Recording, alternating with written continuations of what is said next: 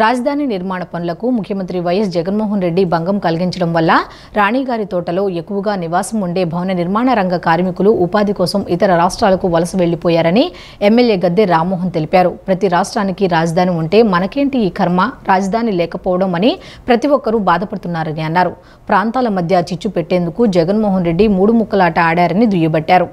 తూర్పు నియోజకవర్గం 17వ డివిజన్ రాణిగారి తోట, బాపనయ్య నగర్, కృష్ణదేవరాయ హైస్కూల్ వద్ద నుండి ఎమ్మెల్యే గద్దె రామ్మోహన్ ప్రజా దీవెన యాత్ర కార్యక్రమం నిర్వహించారు. తెలుగుదేశం, జనసేన, బీజేపీ నాయకులు, కార్యకర్తలు ఎమ్మెల్యేతో పాటు పాల్గొన్నారు. గద్దె రామ్మోహన్ ఇంటింటికి వెళ్లి కరపత్రాలు పంపిణీ చేసి ఓట్లు అభ్యర్థించారు. ఈ సందర్భంగా ఆయన మాట్లాడుతూ రాణిగారి తోట ప్రతి బజారులో నివాసం ఉండే వారికన్నా టూలెట్ బోర్డులు ఎక్కువగా దర్శనమిస్తున్నాయని, గతంలో ఈ ప్రాంతాన్ని మినీ ముంబై అనుకునేవాళ్లమన్నారు. విజయవాడ నగరంలో 1,00,000 మంది వలస వెళ్లిపోయారని చెప్తున్నారని, 1,00,000 గ్యాస్ కార్డులను క్యాన్సిల్ చేసుకోవటమే దానికి ప్రామాణికమన్నారు. రోజువారీ ఉపాధి మీద జీవించే వాళ్లు ఎక్కువ మంది ఉన్నారని, వారిపై ఆధారపడి చిన్న చిన్న వ్యాపారాలు పెట్టుకుని మిగిలిన వాళ్లు ఉన్నారని అన్నారు.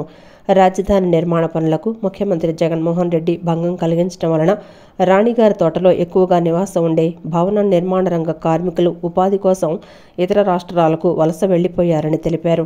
రాష్ట్ర ప్రజలు అమరావతి రాజధానిగా ఉండాలని విశాఖపట్నం, కర్నూలు ప్రజలు చెప్తున్నారని అన్నారు. మన రాజధానిని మనం కాపాడుకుంటే ప్రతి ఒక్కరికి ఉపాధి అవకాశాలు లభిస్తాయని, టూలెట్ బోర్డులు కనిపించవని, వ్యాపారాలు పెరుగుతాయని చెప్పారు. అటువంటి రాజధాని కోసం ప్రజలందరూ ఆలోచించి ఓటు వేయాలన్నారు. రాజధానిని రక్షించుకుంటే అదే మనకి అన్నం పెడుతుందన్నారు. 13న జరిగే ఎన్నికల్లో సైకిల్ గుర్తుకు ఓటు వేసి గెలిపించాలని కోరారు. ఇవాళ ఓటేసే ప్రతి ఒక్కరు కూడా మన రాజధానిని మనం కాపాడుకోగలిగితే ఈ టూలెట్ బోర్డులన్నీ కూడా ఇక అవసరం లేదు. అంతమంది ఇళ్లలో వచ్చేసి నివాసం ఉంటుంటే వ్యాపారస్తులు ఇవాళ ఉన్న 10 కోట్లు 100 కోట్లు అయ్యే అవకాశం ఉంటుంది. ప్రతి ఒక్కరు కూడా ఉపాధి ఉంటుంది.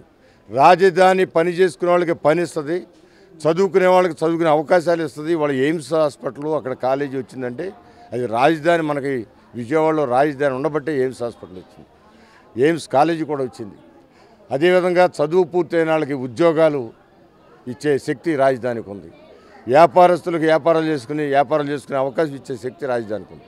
అలాంటి రాజధాని కాపాడుకోవడానికి రాజకీయాలకు అతీతంగా, కులాలకి మతాలకు అతీతంగా రాజధాని మాకు కావాలని ఓటు ద్వారా తెలియజెప్పమని ఇక్కడ ప్రజలు విజ్ఞప్తి చేస్తూ ఉన్నాను. ఒక రాజధాని వస్తే మనందరికీ కూడా కూడుబెట్టేది వృక్షే రక్షితో రక్షిత అన్నారు. అంటే చెట్టును మనం రక్షిస్తే ఆ చెట్టు మనందరినీ రక్షిస్తుందనే సామెత.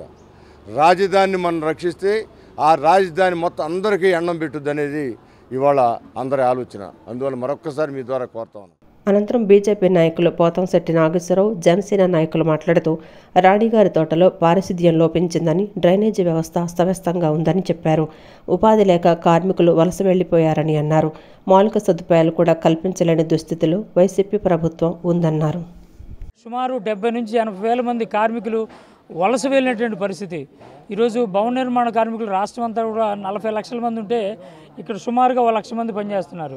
వీళ్ళకి ఇసుక లేకపోని కారణంగా సుమారు అనుబంధ రంగాల కార్మికులు సుమారుగా 20 రంగాల కార్మికులు వలస వెళ్ళినటువంటి పరిస్థితి. అదేవిధంగా రాజధాని ఉంటే ప్రత్యక్షంగానే పరోక్షంగానే సుమారుగా 1 లక్ష మంది కార్మికులకు ఉపాధి దొరికేటువంటి పరిస్థితి. అంటే మౌలిక సదుపాయాలు కూడా కల్పన చేయలేటువంటి ఈ యొక్క రాష్ట్ర పరిస్థితి. ఈరోజు నిత్యావసర వస్తువు ధరలు కూడా పెరిగిపోయి విపరీతంగా ఉన్నటువంటి ఈరోజు పరిస్థితులు సామాన్య మానవుడు బ్రతకలేని పరిస్థితుల్లో ప్రతి మనిషి చెప్పడం జరిగింది. మరి ఈ రోజున అతను ఏ హోదాతో మరి కరకట్ట నిర్మాణం మొత్తం కూడా మేమే చేసామని చెప్పుకోవడం జరుగుతుందో మాకైతే అర్థం కావట్లేదు. మరి అలాగా లేనిపోని వ్యాఖ్యలు చేసుకుంటూ మరి జనంలో తేలికోవడం తప్పితే ఈ రోజున శాసనసభ్యుడిగా గద్దె రామ్మోహన్ గారు అనేక సంక్షేమ కార్యక్రమాలు ప్రజల్లోకి తీసుకొని వెళ్తున్నారు. అలాగే రేపు రాబోయే రోజుల్లో కూడా మరి వచ్చే మా ఎన్డీఏ కూటమిలో మరి ప్రజలకి మరింత దగ్గరయ్యి అనేక సేవా కార్యక్రమాలు మా కూటమి తరపున చేస్తామని చెప్పి తెలియజేసుకుంటూ ఈ అవకాశం ఇచ్చినందువరకు ధన్యవాదాలు.